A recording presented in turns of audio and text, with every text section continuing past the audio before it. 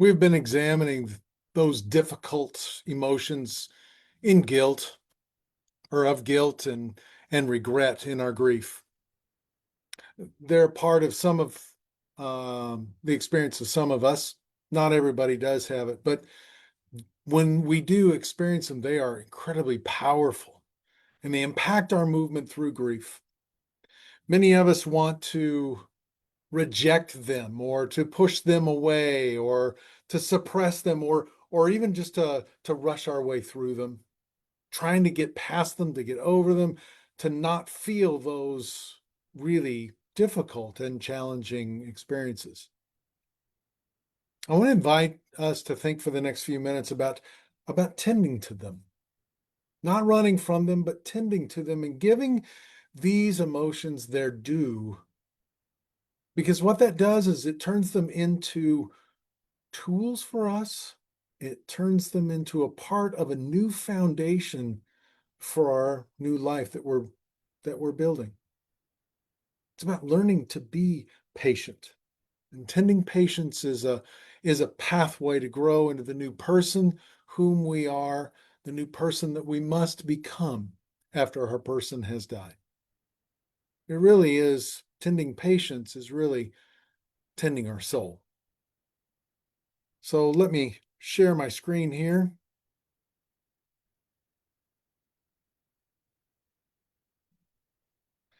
And the first thing I want to talk about with this is the definitions of what it means to grieve, to have guilt and regret. Thank you, dictionary.com. We are grateful to you.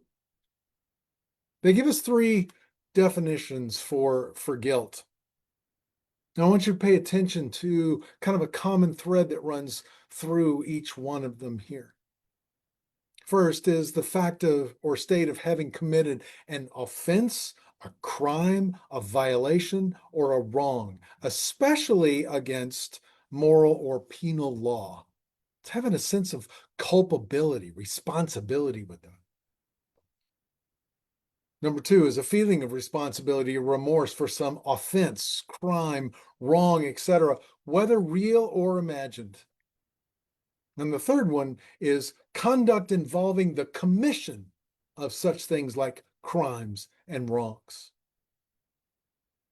Regret is interesting because it is both a noun, something that states an entity, as well as a verb, an action. A verb, it feels sorrow, to feel sorrow or remorse for an act or a fault, a disappointment. And the noun is the sense of loss or disappointment, dissatisfaction, a feeling of sorrow or remorse for a fault, an act, a loss, or a disappointment. Now, it's interesting because these are really hard, difficult emotions and feelings.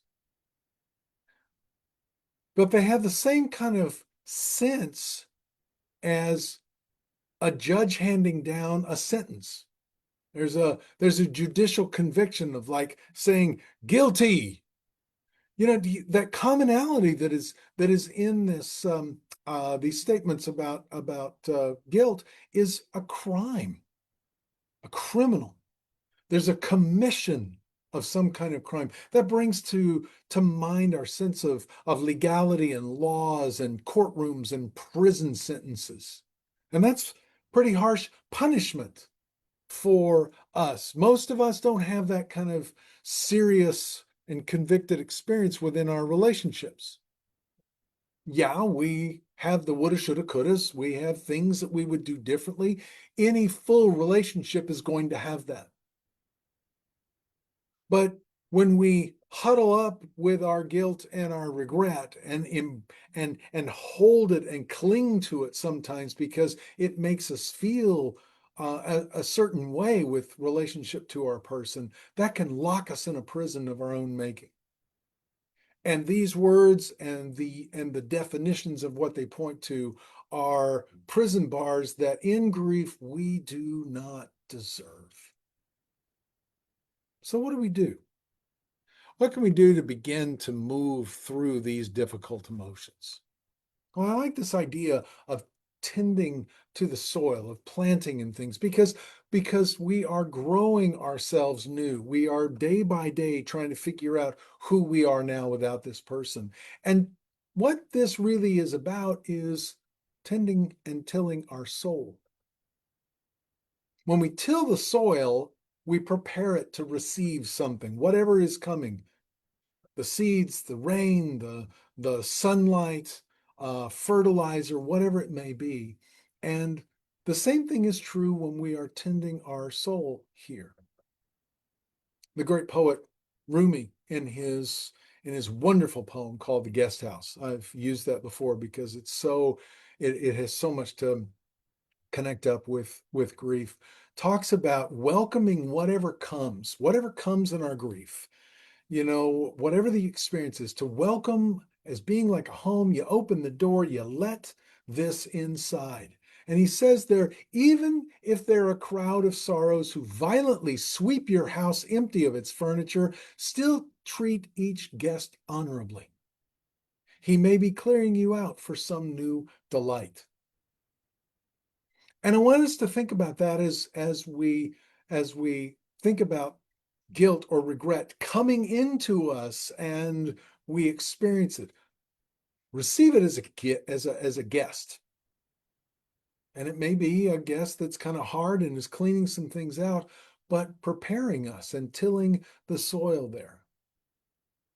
Did you know that the average length of time for an emotion that comes within us is anywhere from 15 to 60 seconds?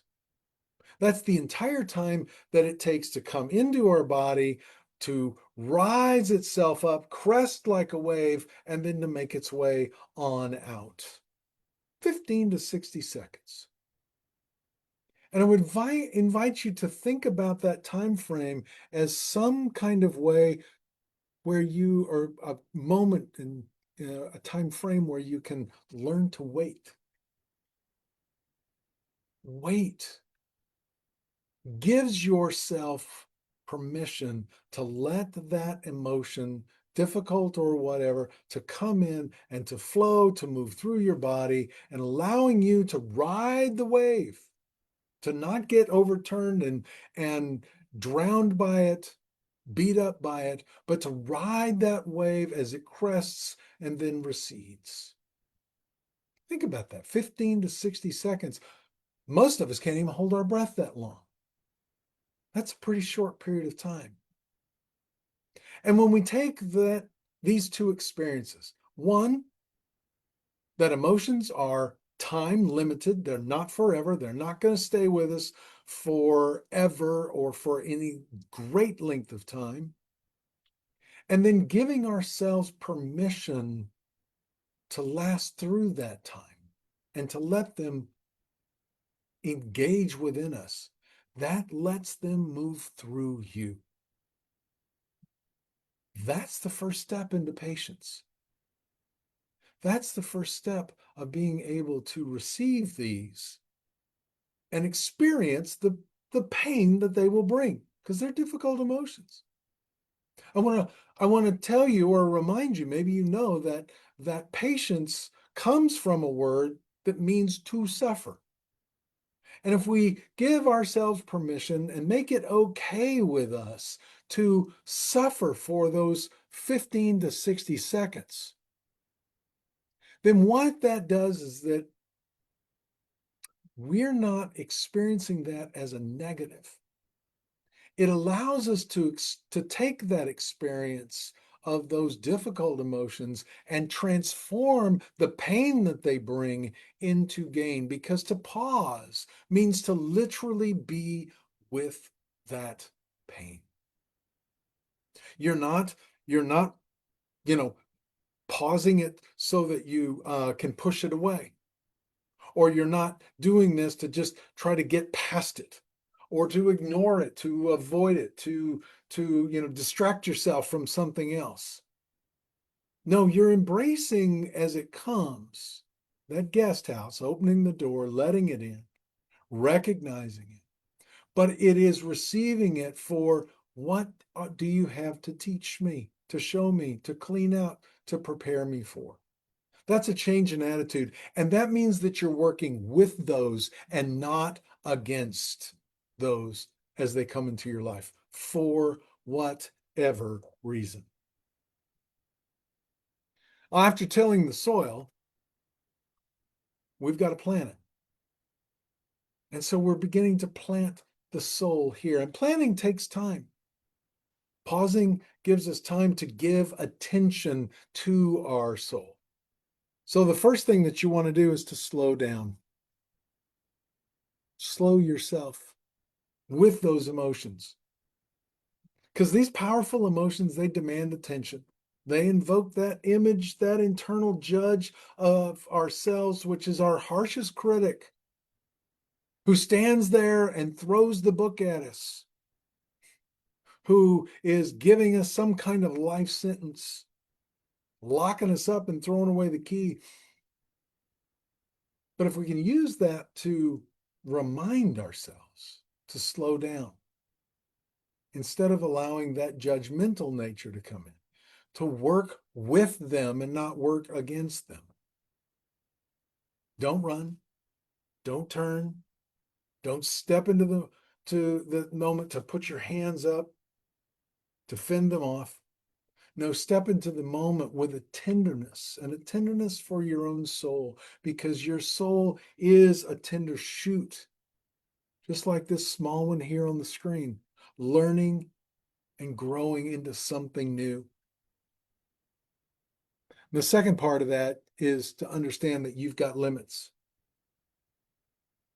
and recognizing the limits that you have, limits that come with being a human being, because to be a human is to have limits. That's a part of what it is to define a human. You don't have all,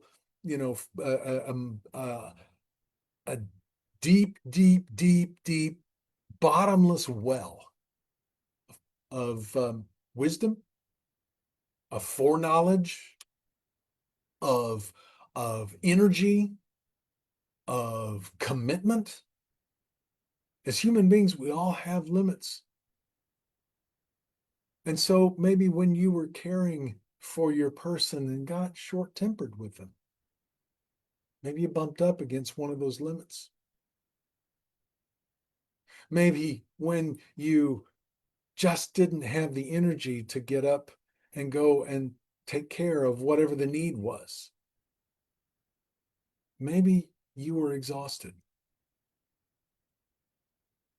Maybe you regret not knowing that the illness, that cough, their sense of their lack of energy, their slowing down was not just them not feeling well, but of something more serious. Well, maybe you've got a limitation on medical knowledge, or our own sense of what that led to. You are not all knowing in your energy and your focus. You are not limitless in these things. And nurturing a soul means to give it what it needs. Everything requires nurturing. Plants require soil. They need nutrients and fertilizer and light and water and things. And you can't grow anything in a sterile environment. So if you can learn to make peace with yourself, making peace with yourself, looking at those limits, recognizing that you have them, that they are a part of you, and that you were not perfect during that time with your person.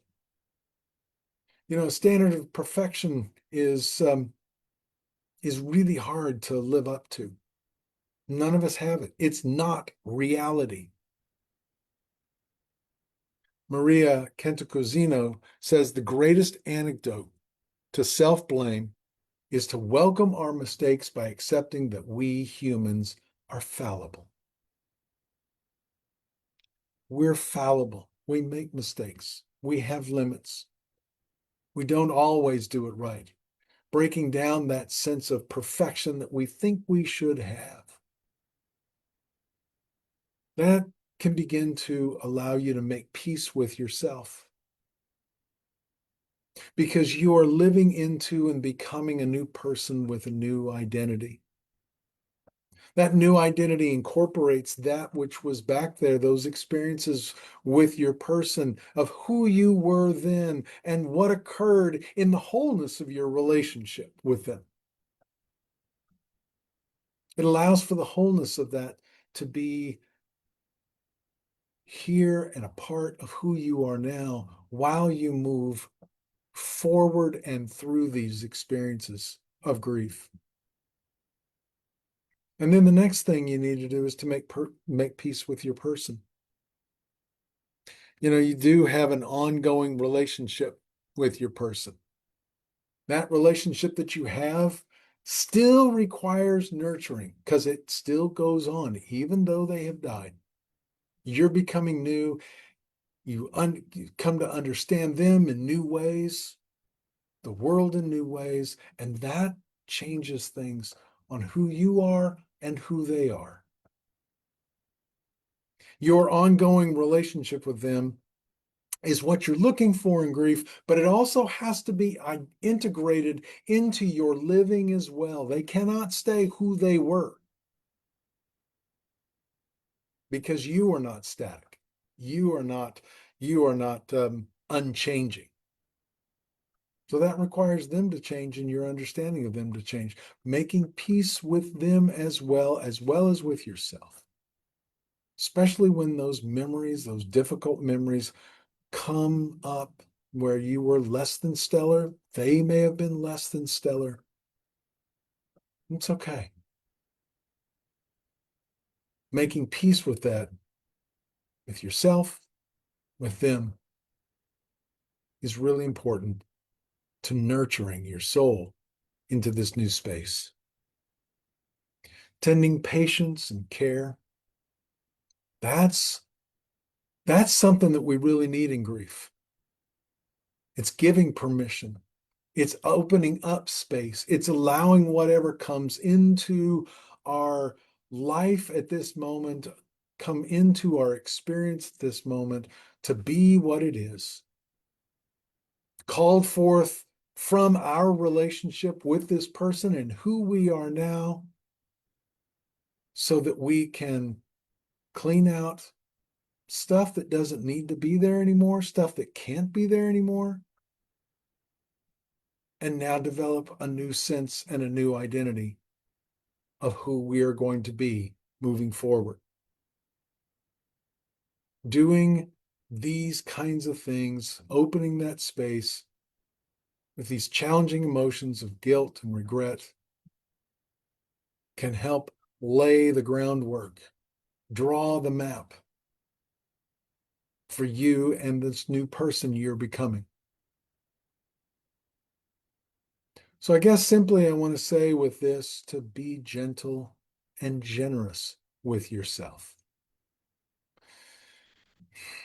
We don't say, okay, I'm gonna be this way. I'm gonna be patient with myself once and become that way. It's an ongoing practice. We allow ourselves to make those mistakes, to be short, to recognize our limits again, and to turn over and try once again, to tend our patience in grief.